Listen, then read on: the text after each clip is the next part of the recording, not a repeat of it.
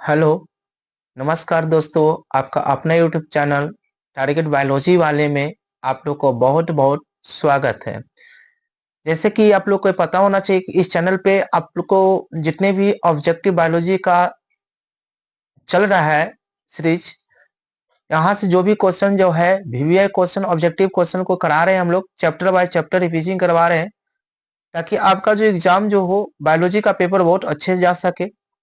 और यहाँ से मेरा भरपूर कोशिश है कि आपका ऑब्जेक्टिव जो है उसमें किसी तरह का क्वेश्चन बाय मिस्टेक ना हो। यहाँ से जितने भी चैप्टर बाय चैप्टर का हम एक एक क्वेश्चन आपके साथ शेयर कर रहे हैं, और जो भी क्वेश्चन यहाँ का होगा चैप्टर बाय चैप्टर मैं छोटा सा ही वीडियो आपके पास देंगे ताकि आपका ज्यादा टाइम ना लगे।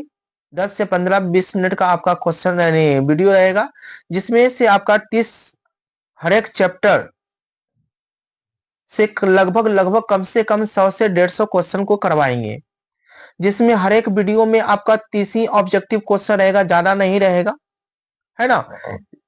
जैसे एक चैप्टर का 2 से 3-4 वीडियो हो सकते हैं, जिसमें आपका हर एक चैप्टर में 30 क्वेश्चन रहेगा। और जो भी ऑब्जेक्टिव क्वेश्चन रहेगा, जो भी आपका ऑब्जेक्टिव क्वेश्चन रहेगा, सभी आपके एग्जाम की दृष्टि से बहुत बहुत है ना इंपॉर्टेंट होगा। इसलिए आप इस वीडियो पर एकदम आराम से बने रहिएगा। वीडियो को बिना स्किप किए हुए कम से कम 10 से 15 मिनट आप इस वीडियो पर टाइम दीजिएगा, ताकि आपका बेहतर बायोलॉजी ऑब्जेक्टिव क्लियर हो सके। तो चलिए वीडियो को हम लोग स्टार्ट करते हैं। वीडियो को स्टार्ट करने से पहले आप लोग को पता होना चाहिए कि हम लोग नेक्स्ट पीछे के वीडियो में आप लोग को हम बता चुके थे, जिसमें 2 वीडियो आपको अपलोड किया गया है, जिसमें आपका 30-30 को ऑब्जेक्टिव क्वेश्चन हम आप लोग करवा दिए थे, जिसमें आज हम लोग बात करेंगे क्वेश्चन नंबर 60 तक मेरा क्लियर हो चुका था। आज जो हम लोग बात करने वाले हैं क्वेश्चन नंबर 61 से। तो चलिए वीडियो को स्टार्ट करते हैं। वीडियो को स्टार्ट करने से पहले बस एक लाइक शेयर और कमेंट जरूर कर लीजिए, और अगर इस चैनल पे नए हो तो प्लीज इस चैनल को सब्सक्राइब कर लीजिए, अपने दोस्तों के साथ लिंक को शेयर कीजिए। चलिएगा वीडियो को स्टार्ट करते हैं। स्टार्ट जिसमें सबसे पहला क्वेश्चन आप लोग को क्वेश्चन है, कह रहा है क्वेश्चन में आपका कि अंडाणु बनने की विधि को हम लोग क्या कहते हैं। अंडाणु बनने की जो विधि होता है उसे हम लोग क्या कहते हैं, अंड जनन कहते हैं। क्या कहते हैं उसे हम लोग, अंड जनन कहते हैं। और शुक्राणु बनने की विधि को हम लोग शुक्राणु जनन भी कहते हैं। ध्यान दीजिएगा, अंडाणु बनने की विधि को अंड जनन कहते हैं, और शुक्राणु बनने की विधि को हम लोग क्या कहते हैं, शुक्राणु जनन कहते हैं। चलिए, तो इसका राइट आंसर होगा ए। क्वेश्चन नंबर हम लोग 62 की बात करते हैं। क्वेश्चन नंबर देखिएगा, 62 में क्वेश्चन आएंगे आपका। क्वेश्चन नंबर 62 में आपको बोल रहा है कि शुक्राणु को बनने की विधि को हम लोग क्या कहते हैं, तो क्या कहते हैं, शुक्र जनन कहते हैं। इसे हम लोग क्या कहते हैं, शुक्र जनन कहते हैं। इसका राइट आंसर होगा क्या होगा, यानी ए होगा, शुक्र जनन। चलिए, क्वेश्चन नंबर हम लोग बात करते हैं, क्वेश्चन नंबर 63 में बात करते हैं। क्वेश्चन नंबर हमारा 63 बोल रहा है, ध्यान दीजिएगा, अलैंगिक जनन में कितने जीव भाग लेते हैं। तो अलैंगिक जनन में, अलैंगिक में बोल रहा है, तो अलैंगिक जनन में जो होते हैं एक जीव भाग लेते हैं। लेकिन लैंगिक कहेगा, अगर लैंगिक कहता है तो इसमें कितने जीव भाग लेते हैं, 2 जीव भाग लेते हैं। ध्यान दीजिएगा, क्वेश्चन नंबर हम लोग 64 की बात करते हैं। क्वेश्चन नंबर हमारा 64 बोल रहा है, कह रहा है कि पौधे में अलैंगिक जनन निम्न में से किस विधि द्वारा हो सकते हैं। तो इसका जो राइट आंसर होगा, ध्यान दीजिएगा, वो मुकुलन द्वारा भी होता है, विखंडन द्वारा भी होता है, वो विभाजन द्वारा भी होता है। इसलिए इसका जो राइट आंसर होगा क्या होगा, इनमें से सभी। चलिए, क्वेश्चन नंबर हम लोग 65 की बात कर ले। क्वेश्चन नंबर हमारा 65 बोल रहा है, ध्यान दीजिएगा, कह रहा है क्वेश्चन कि कायिक जनन निम्न में से किस प्रकार से होते हैं। यानी कायिक जनन जो होते हैं वो किस में होते हैं, यानी किस प्रकार से होते हैं। तो इसका जो राइट आंसर जो होगा वो, ध्यान दीजिएगा, जड़ द्वारा भी होते हैं, स्तंभ द्वारा भी होते हैं, पत्तियों द्वारा भी होते हैं। इसलिए इसका जो राइट आंसर होगा क्या होगा, यानी आपका सभी होगा, क्या होगा, तीनों। चलिए, क्वेश्चन नंबर 66 कह रहा है, क्वेश्चन नंबर 66 में देखिए, कह रहा है कि आलू में कायिक संरचना किसके द्वारा होता है। तो आलू में जो कायिक जनन की जो क्रियाविधि होता है वो किसके द्वारा होते हैं। तो आलू में जो कायिक जनन की जो प्रक्रियाएं होते हैं वो किसके द्वारा होते हैं, वो स्तंभ के द्वारा होते हैं।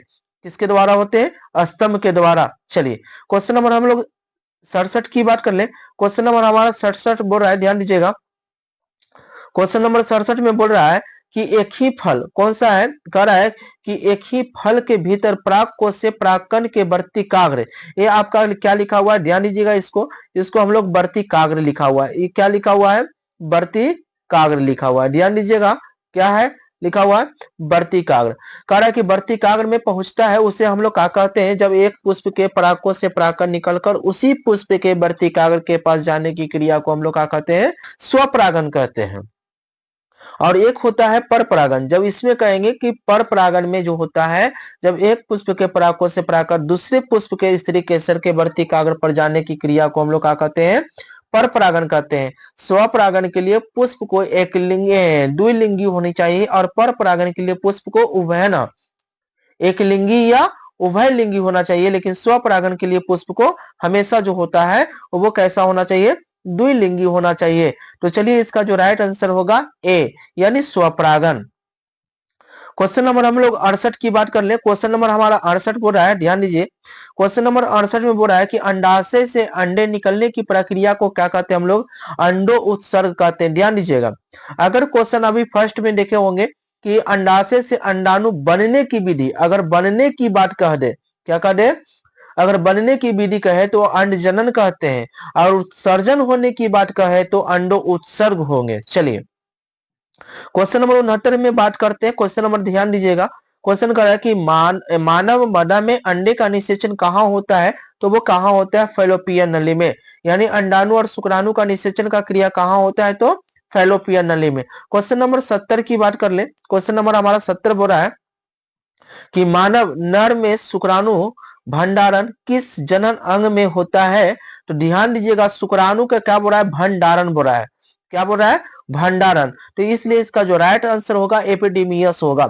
अगर क्वेश्चन कहता कि शुक्राणु का निर्माण कहाँ होता है, तो वो कहाँ होता है, तो वो वृषण में होता है। अगर बनने की विधि कहता तो कहाँ होता है, वो वृषण में होता है, लेकिन भंडारण की बात कर रहा है तो एपिडेमियस में होता है, यानी वृषण के ही भाग है उसमें जाकर क्या होते हैं, जमा रहते हैं। चलिए क्वेश्चन नंबर 71 की बात कर लेते हैं, क्वेश्चन नंबर हमारा 71 है ना, कह रहा है कि युग्मक में गुणसूत्र की सेट कितनी होती है, तो युग्मक जो होते हैं, युग्मक जो होते हैं हमेशा जो होते हैं, ध्यान दीजिएगा युग्मक जो होते हैं हमेशा क्या होते हैं, अगुणित होते हैं, क्या होते हैं, अगुणित होते हैं, जिससे हम लोग एन से सूचित किया जाता है। यह जो दो प्रकार के होते हैं, एक जो होते हैं वो नर युग्मक होते हैं और एक होते हैं मादा युग्मक होते हैं। यानी नर बोले तो हम लोग शुक्राणु को कहते हैं और मादा युग्मक बोले तो हम लोग क्या कहते हैं, इसे अंडाणु को कहते हैं। तो इसलिए इसका जो राइट आंसर होगा वो क्या हो जाएगा, यानी एन होगा, यानी इसका जो राइट आंसर होगा आपका क्या हो जाएगा, डी। इसका राइट आंसर क्या हो जाएगा आपका, डी। चलिए क्वेश्चन नंबर हम लोग नेक्स्ट की बात कर लेते हैं, क्वेश्चन नंबर 72 में हमारा बोल रहा है क्वेश्चन,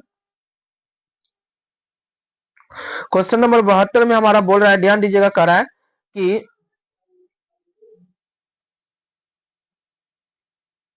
क्वेश्चन नंबर 72 में हमारा बोलेगा कि अलैंगिक जनन में जीवधारियों की उत्पत्ति कितने जनक भाग लेते हैं, अलैंगिक में बोल रहे हैं। तो अलैंगिक जनन में कितने जीव भाग लेते हैं, तो इसमें जो सिर्फ कितने भाग लेते हैं, एक लेते हैं, कितने लेते हैं, एक।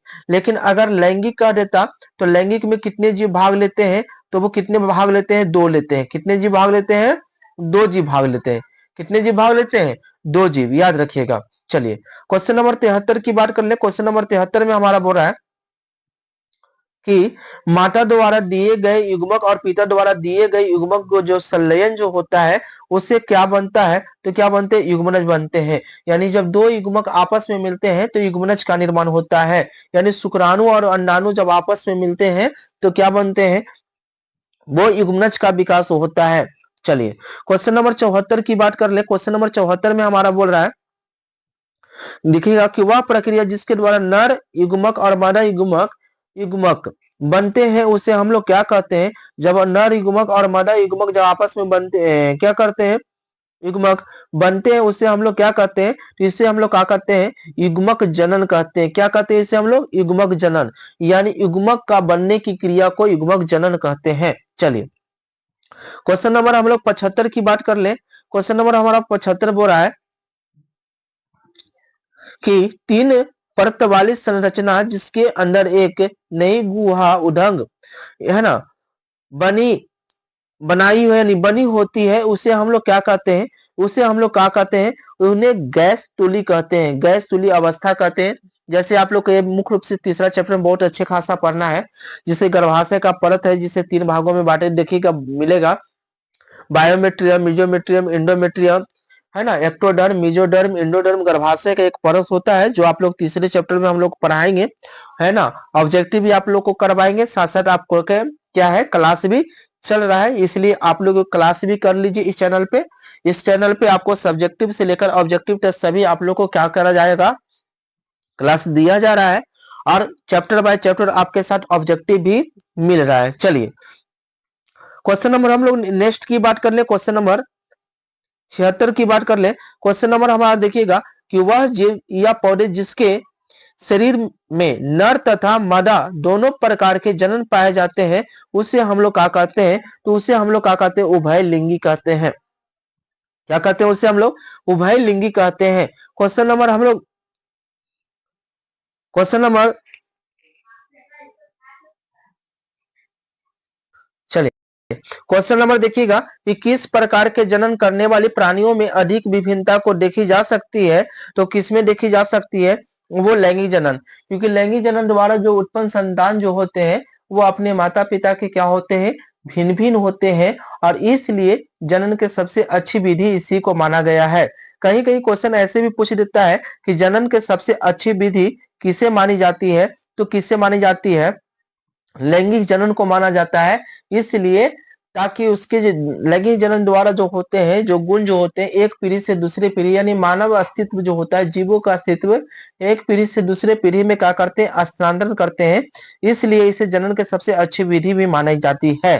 तो इसलिए इसका जो राइट आंसर क्या होगा, यानी ये होगा लैंगिक जनन। क्वेश्चन नंबर हम लोग 78 की बात कर लेते हैं। क्वेश्चन नंबर 78 में देख रहे होंगे, वह प्रक्रिया जिसके अंतर्गत जीव समजात शिशुओं को जन्म देकर अपनी प्रजाति को नियंत्रण बनाए रखता है, उसे हम लोग क्या कहते हैं, तो उसे हम लोग कहते हैं जनन कहते हैं। जनन का मतलब ही होता है कि दुनिया के कोई भी जीव जो अपने जैसे संतान को जो जन्म देते हैं, उसी को हम लोग क्या कहते हैं, जनन कहते हैं। सभी जीवों में क्या होते हैं, जनन अनिवार्य होते हैं। चलिए क्वेश्चन नंबर 79 की बात कर ले। क्वेश्चन नंबर 79 में हमारा बोल रहा है, क्वेश्चन नंबर, जंतु जो शिशुओं को जन्म देता है उसे हम लोग क्या कहते हैं, तो उसे हम लोग क्या कहते हैं, जरायुज कहते हैं। क्या कहते हैं, उसे हम लोग जरायुज कहते हैं। जो शिशु जो जो जंतु जो होते हैं वो शिशु को जन्म देते हैं, क्या कहते हैं, उसे जरायुज कहते हैं। या उसी को हम लोग क्या कहते हैं, सजीव प्रजक भी कहा जाता है। उसी को हम लोग सजीव प्रजक भी कह सकते हैं, ध्यान दीजिएगा। क्या कह सकते हैं, इसे सजीव प्रजक भी कह सकते हो आप। प्रजक पढ़िएगा, क्योंकि प्रजक दो प्रकार के होते हैं, एक अंड प्रजक होता है, एक सजीव प्रजक होता है।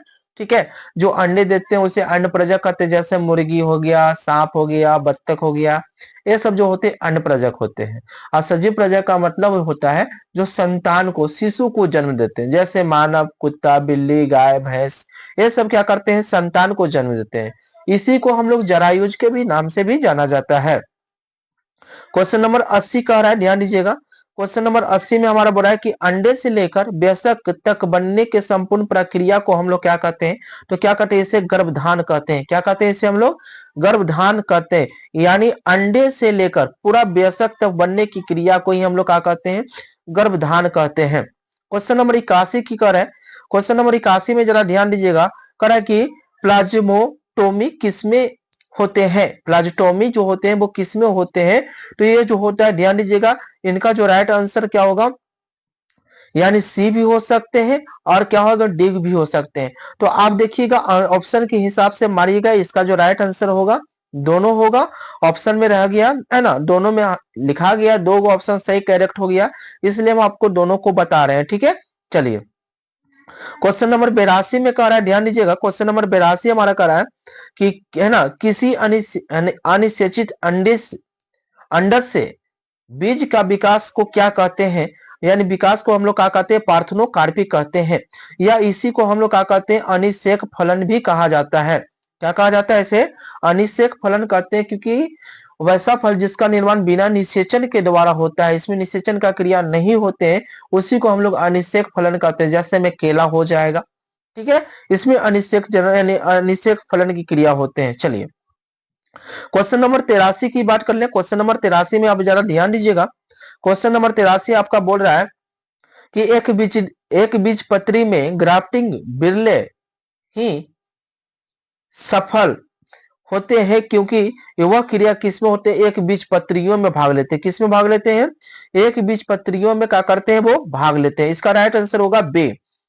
क्वेश्चन नंबर हम लोग 84 की बात कर ले।